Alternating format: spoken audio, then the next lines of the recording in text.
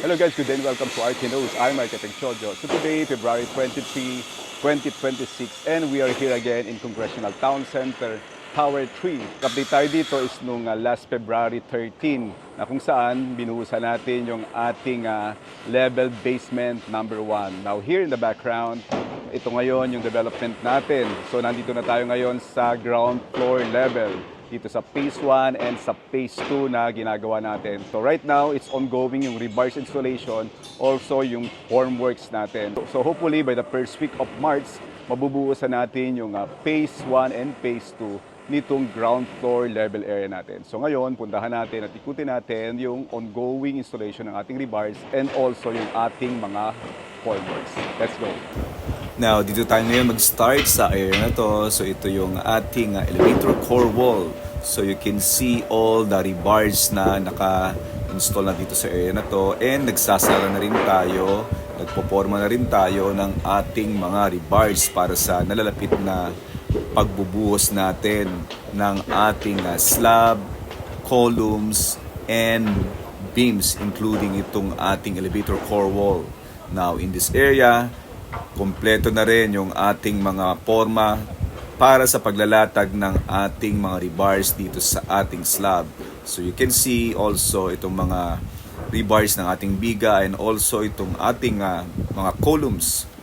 So almost completed na itong mga rebars natin.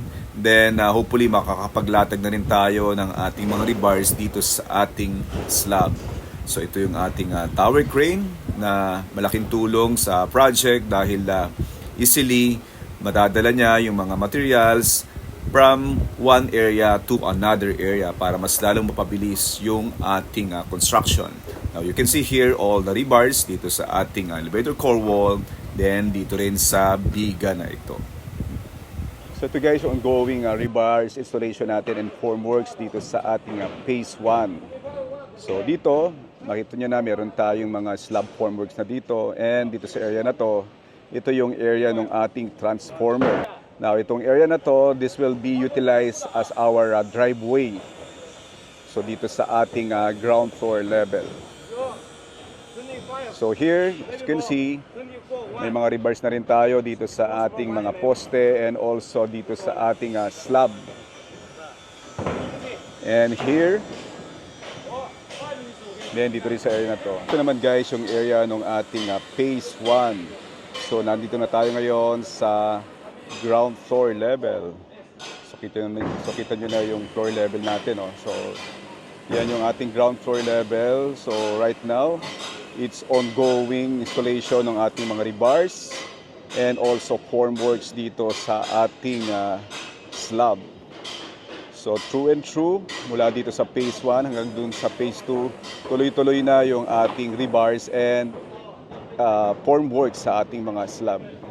So ang mangyayari dito is itong phase 1 and phase 2, one-time concrete pouring ang gagawin natin. So abala ngayon yung ating mga workers sa paglalagay ng ating mga rebars and also ng ating mga formworks. So here, from the other angle, so right now ito yung ongoing development natin ngayon, February 23, 2026. So dito naman yung formworks ng ating hagdanan. So nililayout siya, then nagkakabit na ngayon tayo ng formworks dito sa area ng ating service stair. Ito naman yung another angle natin, no?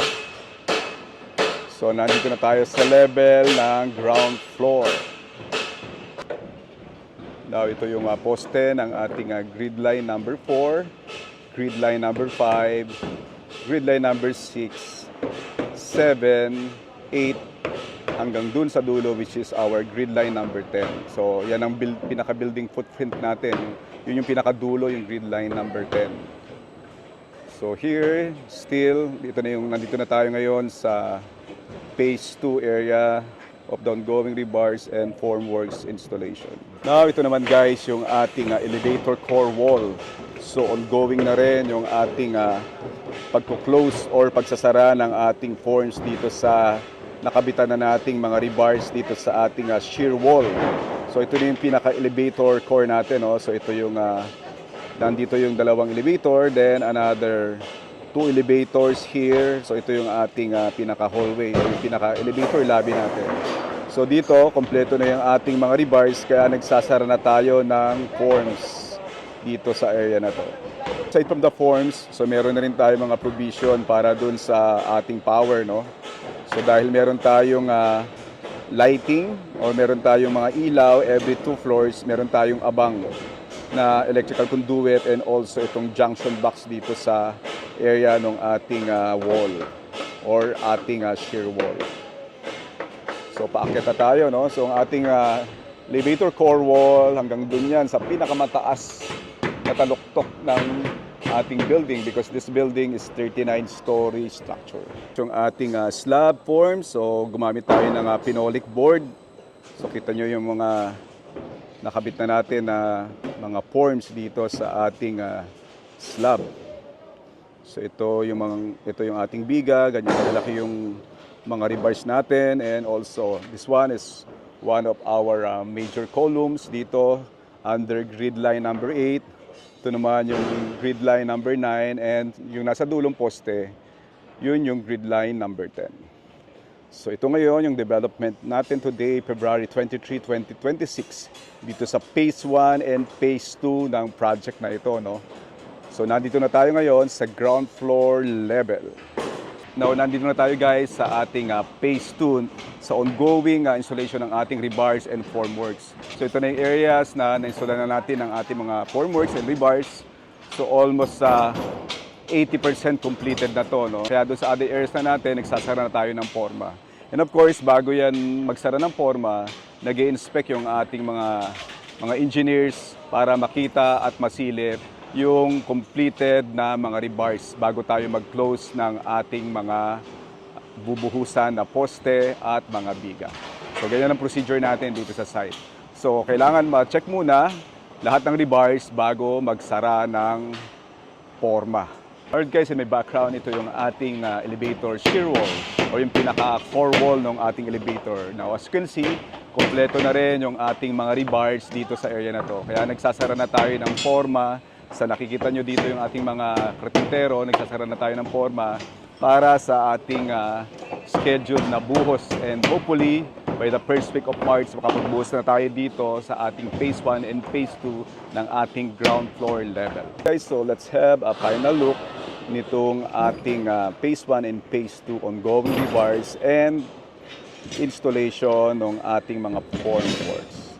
So this is the Congressional Town Center Tower 3. Alright guys, so these are all the development today, February 23, 2026, here in Congressional Town Center Tower 3. So next time, abangan nyo pa ulit yung ating mga susunod na videos para sa update ng project na to. And of course, makita nyo rin yung construction methodology na ina-adapt natin dito sa project na to. Alright guys, so please do like, subscribe, and follow me para lagi kayong updated sa project na to. Again, I'm Architect Jojo, joyfully sharing with you what RK knows. Thank you very much and God bless you all.